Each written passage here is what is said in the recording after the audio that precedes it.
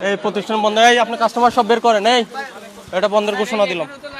আমি এই বারবার মিসগাইড করবেন না, আমি এক্স্যাক্টলি এই প্রোডাক্টটার প্রাইস আছে আমাকে দেন। এখন আমি আপনাকে মেইন বিলটাই দেখাইলাম। লাখানির চাইছেন যে কার থেকে ক্রয় করছি তার বিল দিলাম, এটার মালের রেট কি এটাও দিলাম। কি ভুলভাল বুঝাচ্ছেন কেন? মিসগাইড করেন না আপনি। এখানে টোটাল কই অ্যামাউন্ট কোথায় আমাকে দেখান। আমি যেটা জানি এই যে প্রাইসটা দেওয়া আছে। পাকিস্তান থেকে আমি আনছি এটা তো বলিনি কখনো। এই নিয়ে পাকিস্তান থেকে ইম্পোর্ট করেন বলেন নাই আপনার পাকিস্তানটা প্রোডাক্টটা পাকিস্তানি দেন, তাহলে ততক্ষণে বন্ধ থাকুক। হ্যাঁ ততক্ষণে বন্ধ থাকুক। কেন তাহলে জরিমানা দেন আপনি। এটা জরিমানা, এটা বুঝের বিষয় থাকতে হবে না যে জরিমানা আমি যদি অপরাধী না হই তাহলে আমি কেন জরিমানা 10,000 টাকা পণ্যটার ক্রয় মূল্য দেখাতে পারেন না।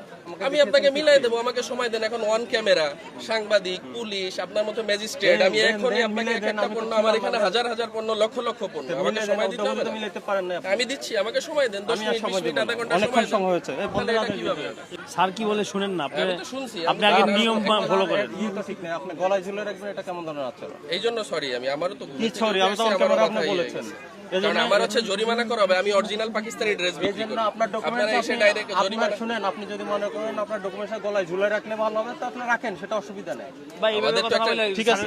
স্যারের সাথে এভাবে কথা বলে ভালো হতো। 10 মিনিট বিক্রি করলে তোমার ফাইনের টাকা আমি জানি লাখানি ফ্যাশনকে গতবার আমরা বন্ধ করে রাখছি, উনি অনেক ডকুমেন্টসে ঘাটতি ছিল, দেখাতে পারে নাই। এখন উনি যদি চ্যালেঞ্জ করতে চায় আমরা ওয়েলকাম জানাই। চ্যালেঞ্জ করেন, চ্যালেঞ্জ সমস্যা করে নাই। আমরা পাবো না। চ্যালেঞ্জ করব, কারণ চ্যালেঞ্জ আমি করে- তো কোনো শুনুন, আমার আমি 2 বলি, নাম্বারই নেই। আপনি শুনুন, আমি সেক্ষেত্রে জরিমানা জানতে চাইছি আমি এটাই শুধু আপনি দেখাতে পারেন নাই। জরিমানা দিবেন না। তুমি আমি তো- দিব, কেউ কিন্তু জমি সেটা হচ্ছে দেবে। আমার অপরাধ থাকলে আমি দিব। আমি অপরাধ আপনাকে এক্সপ্লেইন করেছি। না, ঠিক। প্রথম অপরাধ হলো আপনি পাকিস্তানে যদি ঘোষণা দিয়ে বিক্রি করেন, জি। এটা পাকিস্তান থেকে আসছে, এই ডকুমেন্টসটা আপনাকে রাখতে হবে।